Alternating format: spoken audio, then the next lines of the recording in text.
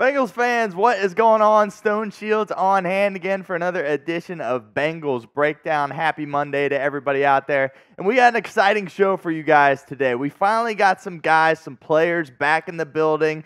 All right, Zac Taylor and Duke Tobin are doing their annual luncheon with the media, so things are really starting to pick up, so we can really get excited about this 2024 season for Cincinnati.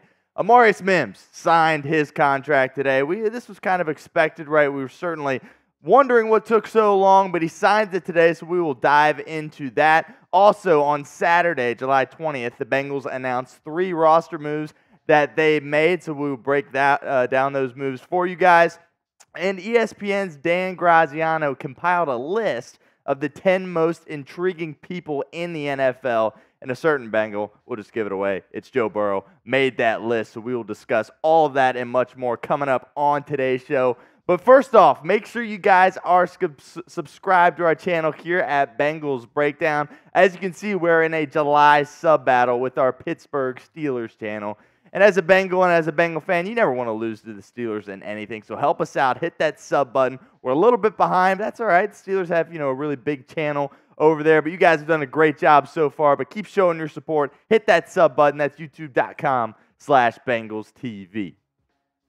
All right, so Amarius Mims did indeed sign his contract this morning, and that means he will be ready to rock for Bengals training camp here starting on Wednesday. And, there were certainly some confusing elements as to why it took so long. We mentioned it probably being an offset language dispute throughout the kind of negotiating process, so to speak. But really, all rookie contracts are fully guaranteed, so not exactly sure what the holdup was, but ultimately he gets it done. And as you can tell, this is his contract right here, 4 years, fully guaranteed, worth $15.37 million, and that also includes a $7.99 million signing bonus. So certainly a great morning for Amarius Mims and his family this morning. Obviously, the Bengals have high hopes for this guy, right? Taking him in the first round of the 2024 NFL Draft.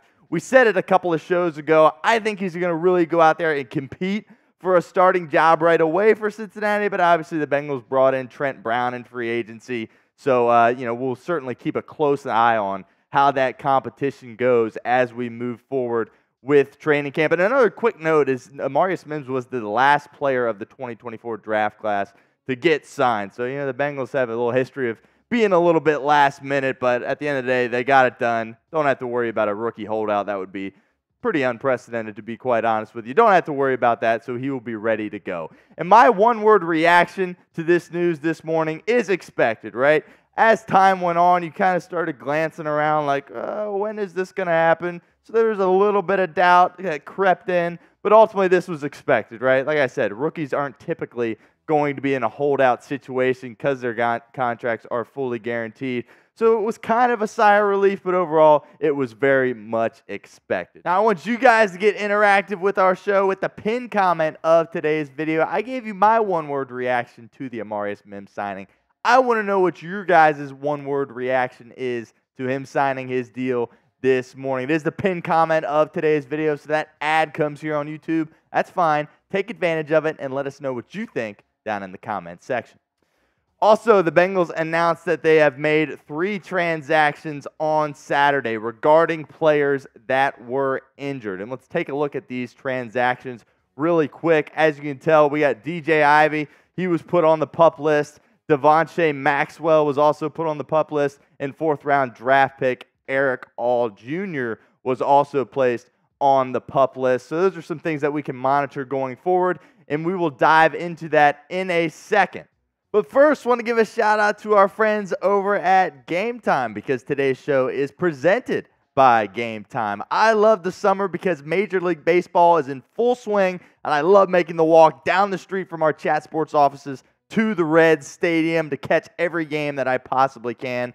Obviously rough for the Reds, getting swept coming out of the All-Star break against the Nationals. But that's fine. Still plenty of season left to go. Prices on the Game Time app actually go down the closer it gets to the first pitch. With killer last-minute deals, all-in prices, views from your seat, and their lowest price guarantee, Game Time takes the guesswork out of buying MLB tickets. With the NFL season just over a month away, you can get tickets to watch the Bengals And Game Time doesn't just have sporting events. They also have concerts, comedy, theater, and more. Taking a look here at the Bengals schedule, get you some Week 1 tickets against the New England Patriots. Catch you a game at Paycor Stadium. They got last-minute tickets, flash deals, again, views from your seat, and they have that lowest price guarantee. And I love the zone deals. You choose the section, and Game Time chooses the seats for you. Take the guesswork out of buying MLB tickets as well as NFL tickets with Game Time. Download the Game Time app, create an account, and use code CHATSPORTS for $20 off your first purchase. Check out GameTime.co for last-minute tickets. Terms apply. Again, create an account and redeem code CHATSPORTS for $20 off. Download Game Time today. Last-minute tickets, lowest price, guaranteed. All right, so one of the guys we were just talking about is DJ Ivey, and I've spoken very highly of DJ Ivey. He had a nice special teams role carved out for him last year. He was getting some spotty play at corner and certainly a reserve role. He really was playing well, had that big fumble recovery against the Colts, and then the week after that against the Vikings, he suffers that gruesome knee injury. So he's going to start the season on the PUP list. Certainly hope he'll be ready to go at some point. I think he's a guy that should make the Bengals roster. I'm a big believer in DJ Ivey despite his 7th-round selection. Another guy that the Bengals placed on that PUP list is Devonnsha Maxwell. This is a guy that was an undrafted guy for Cincinnati, right? Out of Chattanooga. He was, the Bengals brought him in for training camp last year. He was making some moves, making some plays, but ultimately got hurt, and nobody really ever saw much from him. So we'll see if he can make an impact once he is healthy. But this is the guy that I think is most interesting is Erick, who, of course, the Bengals selected in the 4th round of this year's NFL draft. And he suffered an injury at Iowa last year. We talked about how it was a non-football injury. Well, that just means it wasn't an NFL football injury since he, of course, is a rookie. Going to be competing for a spot in a pretty, heavy tight end room for Cincinnati. When you take a look at it here, obviously Gesicki's going to be the main guy, right? Sample got that 3-year deal, so he's probably going to carve him out a spot in that tight end 2 role. But you got guys like Tanner Hudson, Erick, and Tanner McLaughlin that are going to be competing for a roster spot. So it'll be interesting to see if Erick is able to make the team and if he will even play at all for Cincinnati, which leads us into our next question for you guys. Do you think Erick will play this season for the Bengals? Type Y for yes or type N for no in the comments section. Once again, let us know what you think. Get interactive with our show here at Bengals Breakdown and let us know in the comments section.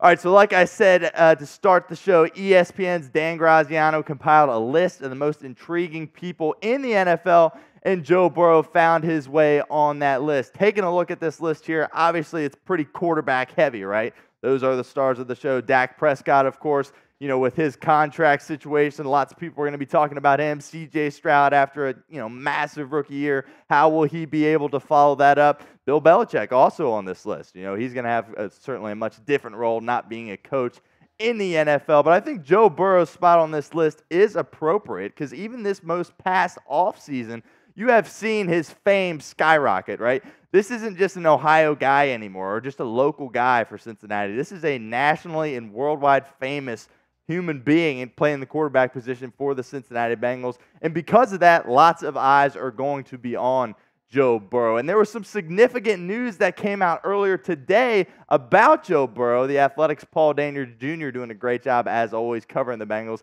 This is his tweet from earlier today, a little bit before lunchtime. He said, Zac Taylor says he expects Joe Burrow and all starters to play at some point this preseason. Burrow has been fully cleared for contact, said he will continue to be proactive in easing him through camp with eyes on being in top form closer to the season. And I love this, by the way. There's some people that are all worried about, he might get hurt. Why is he playing in the preseason? Look, we don't want a repeat of 2023 Week 1. I think we all remember that, right? And when the Bengals went up to Cleveland and couldn't even get a first down, they looked like a team that hadn't played at all in the preseason, which certainly was the case. Obviously, Burrow had the calf issue and he wasn't able to be mobile. But I want my starters out there getting some reps in the preseason. Look, it's football. Injuries happen. Those are risks you have to take. But you want your team to be ready for the start of Week 1. And listen, with Burrow, you're always going to be holding your breath. That's just the way it is. When a guy has had the injury history that he has, that's just life that we have to deal with as fans. And that's fine because of the ceiling that you have with Joe Burrow. But all this, he shouldn't play in the season, he's going to get hurt. it's football. He could get hurt at any point, and that's just something Bengals fans and Bengals players and anybody that supports the Cincinnati Bengals is just going to have to deal with Joe Burrow. But it's good to hear he's progressing. He's ready for contact. I think that means he's certainly on pace to make a return and be fully healthy for Cincinnati coming off that wrist injury. So hopefully he can get through training camp healthy, and we will see what happens in 2024 with Joe Burrow. But with all the things that are going on around the Bengals right now, the position that they're in, the weak schedule that they have, T. Higgins probably being his last year in Cincinnati, that puts a lot of pressure on Joe Burrow. So I want to know how much pressure you think is on the Bengals quarterback in 2024. Do me a favor, scale it for us in the comments section between 1 and 10. Just let us know how much pressure is on Joe Burrow in 2024. And before we get out of here, make sure you guys follow me on Twitter at StoneShields_. I've been putting more content up on Twitter. Of course, all of our links to our videos will be on my Twitter as well. So trying to get to 300 followers. Help us out. Give me a follow at StoneShields_.